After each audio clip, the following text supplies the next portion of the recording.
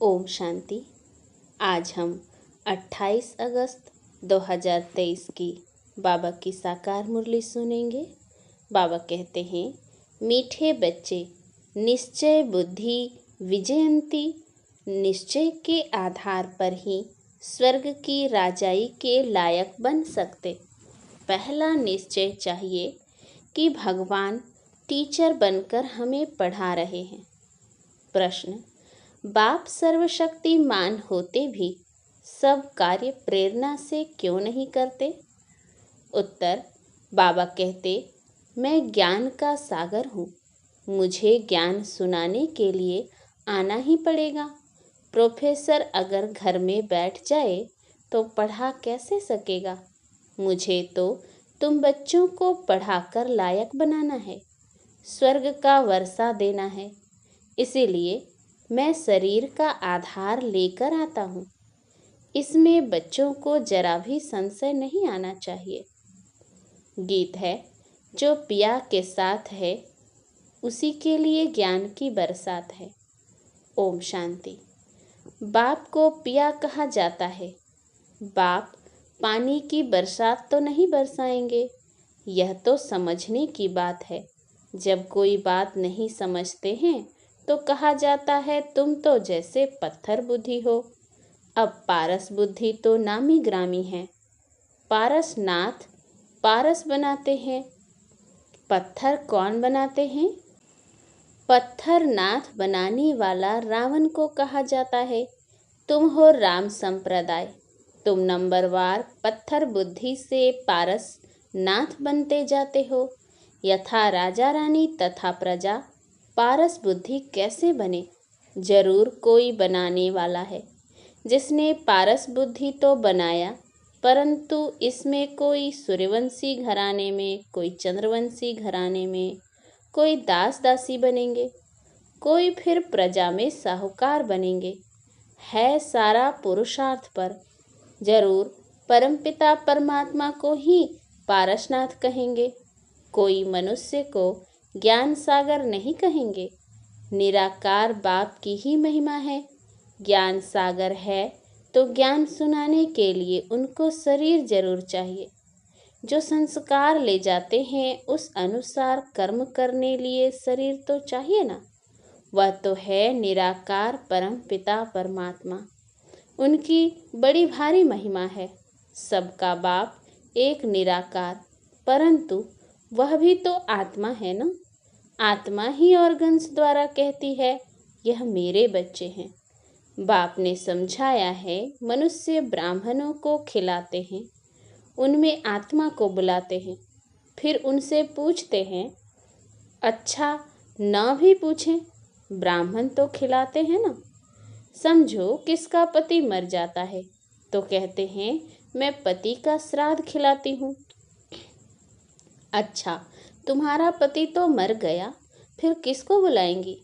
आत्मा को व शरीर को? समझ की बात है ना। जरूर आत्मा को बुलाएंगी ना। शरीर तो खत्म हो गया। ब्राह्मण को खिलाते हैं, गोया ब्राह्मण में प्रवेश कर आत्मा खाती है। अब क्या सबूत है जो मर गया उसकी आत्मा आती है? आती तो जरूर है। आत्मा आकर बोलती है।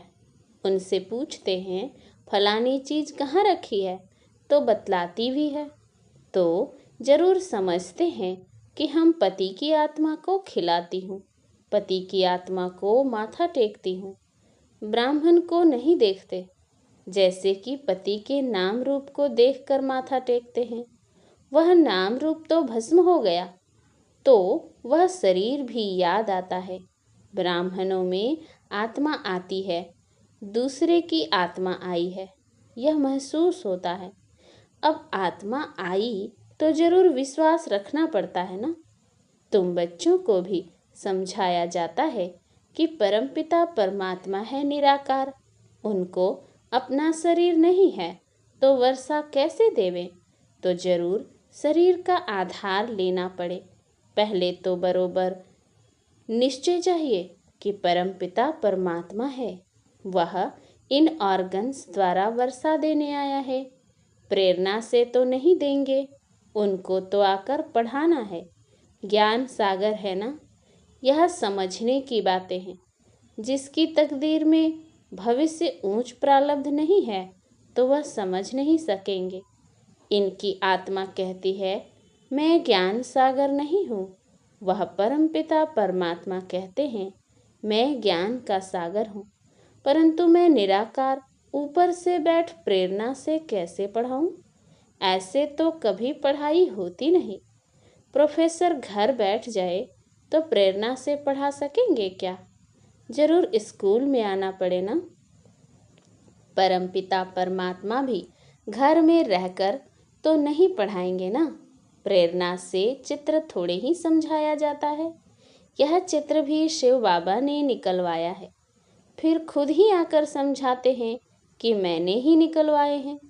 यह ब्रह्मा तो जानता ही नहीं था, मैंने बच्चों को दिव्य दृष्टि देकर बनवाए हैं। करण करावनहार बाप है। पहले बाप समझाते हैं कि मैं हूँ तुम आत्माओं का बाप, नहीं तो तुम बच्चों को वर्षा कैसे मिले। मंदिर भी बरोबर है, इनकी आत्मा का मंदिर है, बाकी सब जीव आत्माओं के मंदिर हैं। क्योंकि जीवात्मा जन्म मरण में आती है, परमात्मा नहीं आता है, तो उनका रूप निराकार ही रखा है। तो बाप कहते हैं मैं तुम्हें राजयोग सिखलाता हूँ। यह बाबा भी कहते हैं मैं भी सीख रहा हूँ। अब इसमें प्रेरणा व शक्ति की तो बात नहीं है। अगर कोई कहे कि शक्ति आती है तो वर्षा कैसे मिलेगा। यह बाप तो कहते हैं मैं तुम्हें राजयोग सिखलाता हूँ। भगवानुवाच है तो जरूर शरीर में आना पड़े, ऐसे नहीं कि इसमें शक्ति है। यहाँ तो पढ़ाई की बात है। मैं तुम्हारा बाप हूँ, फिर मुझे टीचर भी बनना पड़े। सबको प्रेरणा कैसे दूँ? फिर तो सबको एक जैसा पढ़ाना पड़े। यह तो राजधानी स्थापन हो रही है। कोई को दास दासी बनना पड़े, कोई को प्रजा बनना पड़े। कोई भी अगर पूछना चाहते हैं तो बाबा से पूछ सकते हैं हम कहाँ तक लायक बने हैं। सूर्यवंशी व चंद्रवंशी व दास दासी बनेंगे। अगर हम इस समय शरीर छोड़ें तो क्या पद पाएंगे। बाबा से आकर पढ़े तो बाबा पढ़ाई के अनुसार बता सकते हैं। स्कूल में बच्चे मास्टर को कहेंगे कि मास्टर जी हम कितने मार्क्स से पास होंगे। मास्टर अबाउट बता देगा कि तुम पूरा पढ़ते नहीं हो, इसीलिए इतने मार्क्स कैसे मिलेंगे। खुद भी समझेंगे कि बरोबर हम पूरा पढ़ता नहीं हूँ। हर एक के दिल बोलेगी। बेहद का बाप भी बता सकते हैं। कोई को तो बाबा कहते हैं तुम बहुत अच्छा फूल हो, विजय माला में तुम इतने नंबर में आ सकते हो इस समय के अनुसार, क्योंकि चलते चलते गिर भी पड़ते हैं ना। बाबा के बहुत बच्चे देखो आज है नहीं, क्योंकि श्रीमत पर ना चले और काम के वश व देहाभिमान के वश हो गए। कोई लोभ मोह के वश हो गए। माया ऐसी है जो चोरी भी करा देती है। यह सब माया कराती है। कहते हैं ना कि कख का चोर सो लख का चोर। कोई कोई में बुरी आदतें होती हैं, कोई में काम की आदत होती, तो यह भागा। वह यहाँ ठहर न सके, लोभवश चोरी भी कर लेते हैं। माया चोरी कराती है, माया की परवेशता है ना। पहले नंबर देहाभिमान को छोड़ते नहीं। बाबा कहते हैं अपने को आत्मा निश्चय करो। आत्मा इमॉर्टल है, शरीर मॉर्टल है। तुम देही अभिमानी बनो। कोई तो 2-3 मास में देही अभिमानी बन जाते हैं, कोई फिर 25 वर्ष में भी नहीं बनते। एक ही कोर्स बहुत बड़ा है जो 50-60 वर्ष चलता है। पढ़ाई के कोर्स और पढ़ाने वाले टीचर को न जाना तो पढ़ेगा क्या। इस बाबा को जानने से तो शिव बाबा को भी जाने। जिसके साथ बुद्धि योग लगाना है, हमें विश्व का मालिक बनना है, सो कोई मनुष्य तो नहीं बनाएंगे। जब तक निश्चय नहीं हुआ है तब तक गोया कुछ भी नहीं समझा है। 20-25 वर्ष वालों को भी पूरा निश्चय नहीं बैठा है, हिलते रहते हैं। अभी अभी निश्चय, अभी अभी संशय। बाबा समझाते हैं, तुम गॉड फादर कहते हो तो तुम आत्माएं उनके बच्चे ठहरे, वह तुम्हारा बाप है। सब लिखो कि हाँ, हमारा एक वही गॉड फादर है। फादर से वर्षा मिलता है, स्वर्ग की राजधानी का। तो जरूर राजयोग सिखाया होगा ना, बाप ही सिखलाएंगे। जब तक बाप पर पूरा निश्चय नहीं है तो समझो वह स्वर्ग के लायक नहीं है। बाप को ही नहीं जानते तो वर्षा कैसे पाएंगे। बाप तो आते हैं वर्षा देने, परंतु लेते नहीं, क्योंकि भाग्य में नहीं है। निश्चय बुद्धि विजयंती, संशय बुद्धि विनशंति। पहले पहले बाप को तो जानो। निराकार बाप परमपिता परमात्मा है ना, वह आकर पढ़ाते हैं। वर्षा उनसे मिलता है, उनको राजयोग सिखलाना है। इसमें प्रेरणा की तो कोई बात ही नहीं। टीचर घर में बैठ पढ़ाए, यह तो इम्पॉसिबल है। बाबा कहते हैं कि मैं आता हूँ, मेरा मंदिर भी है। निराकार तो कुछ कर न सके, इसीलिए शरीर लेना पड़ता है। नहीं तो मेरे में जो सृष्टि चक्र का ज्ञान है वह मैं सिखलाऊं कैसे। जरूर तन में आना पड़े। बच्चे वृद्धि को पाते रहते हैं, एक दो को लेकर आते रहते हैं। जो देवी देवता धर्म का होगा उसका ही सैपलिंग लगेगा। जो आकर ब्राह्मण बनते हैं उन्हों का ही कलम लगता है। ब्राह्मणों का पिता है ब्रह्मा, ब्रह्मा का बाप है शिव बाबा। तो रूहानी बाप और जिस्मानी बाप भी है। तुम शिव बाबा के रूहानी बच्चे हो और ब्रह्मा की आत्मा भी शिव बाबा का बच्चा है। फिर जिस्मानी भी ब्राह्मणों का बाप है, जिससे यह ब्रह्मा कुमार कुमारियां निकले। तुम ब्रह्मा के बच्चे शिव बाबा के पोत्रे हो। वर्षा उनसे मिलता है, यह भी समझ की बात है।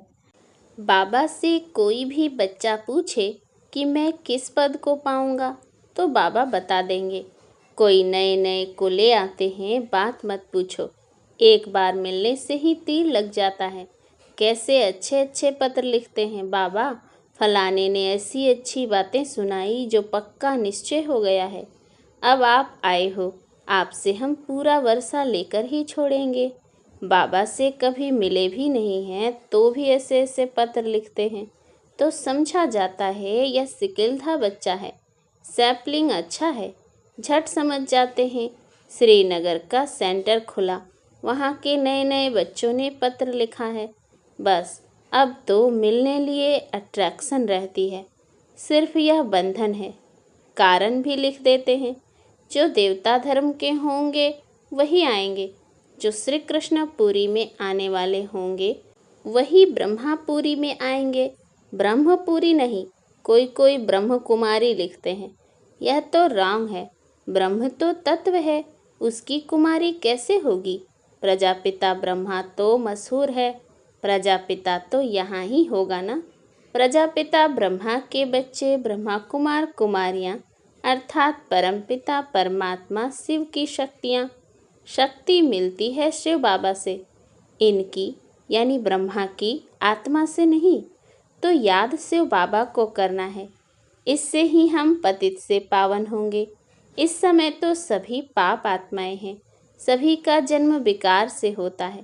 यह बातें कोई झट समझ जाते हैं, कोई तो कुछ भी समझते नहीं। यह नॉलेज बड़ी वंडरफुल है। भगवान को भक्ति का फल देने के लिए आना पड़ता है। बच्चों को पढ़ाते हैं, कहते हैं मैं तुम्हारा बाप भी हूँ, टीचर भी और सतगुरु भी हूँ। सभी को वापस ले जाने के लिए आया हूँ, इसीलिए लिबरेटर भी कहते हैं। सो प्रेरणा से थोड़े ही लिबरेट करेंगे। स्कूल में भी वृद्धि होती है, लेकिन पुरानी दुनिया को याद किया तो बाप को भूले। आखिर भूलते भूलते पुरानी दुनिया में ही चले जाते हैं। फिर ज्ञान का कुछ भी नहीं रहता है, बस सौदा कैंसिल। बाप को जो दिया वह वापस ले लेते हैं। बुद्धि का ताला एकदम बंद हो जाता है। बाप बुद्धिवानों की बुद्धि है ना, कितना अच्छी रीति समझाते हैं। सुनने वालों के नैन चैन से ही मालूम पड़ जाता है इनको कहाँ तक धारणा होती है। ऊंच पद पा सकेंगे व नहीं। बाबा झट समझ जाते हैं कि यह समझने वाला है या नहीं, या बुद्धि योग कहाँ भटकता रहता है। नब्ज देखी जाती है, नब्ज देखने वाला भी होशियार चाहिए। मंजिल है बहुत भारी, तुम झट समझ जाएंगे यह उठ सकेगा व नहीं। नंबरवार तो है ना। भले यह ब्रह्मा ब्रह्मपुत्रा यानी बड़ी नदी है, परंतु अपनी महिमा तो नहीं करेंगे। सरस्वती भी होशियार है, उस पढ़ाई में तो यहाँ ही इम्तिहान हो जाता है। इस पढ़ाई का इम्तिहान अभी नहीं होना है। जब तक जिएंगे तब तक ज्ञानामृत पिएंगे। अच्छा, मीठे मीठे सिकिल थे बच्चों प्रति माता पिता बाप दादा का याद प्यार और गुड मॉर्निंग। रूहानी बाप की रूहानी बच्चों को नमस्ते। हम रूहानी बच्चों की रूहानी बाप दादा को याद प्यार गुड मॉर्निंग और नमस्ते नमस्ते नमस्ते। धारणा के लिए मुख्य सार। पहला, किसी भी पुरानी आदत के वशीभूत हो उल्टा कर्म नहीं करना है। देहाभिमान की आदत को छोड़ देही अभिमानी रहने का कोर्स पूरा करना है। दूसरा, निश्चय में कभी भी हिलना नहीं है। जब तक जीना है पढ़ाई पढ़नी और पढ़ानी है। वरदान, करावन हार की स्मृति द्वारा सदा बेफिक्र बादशाह बनने वाले निश्चय बुद्धि निश्चिंत भव। ब्राह्मण जीवन अर्थात बेफिक्र बादशाह। जैसे ब्रह्मा बाप बेफिक्र बादशाह बने तो यही गीत गाते रहे, पाना था सो पा लिया, काम क्या बाकी रहा। सेवा का काम भी जो बाकी रहा हुआ है वह भी करावनहार करा रहे हैं और कराते रहेंगे। सदा स्मृति रहे बाप करावनहार बन हमारे द्वारा करा रहे हैं तो बेफिक्र हो जाएंगे। निश्चय है यह कार्य होना ही है, हुआ ही पड़ा है। इसीलिए निश्चय बुद्धि निश्चिंत बेफिक्र रहो। स्लोगन, अपनी सर्व कमजोरियों से किनारा करना है तो बेहद की वैराग्य वृत्ति को धारण करो। अच्छा, ओम शांति।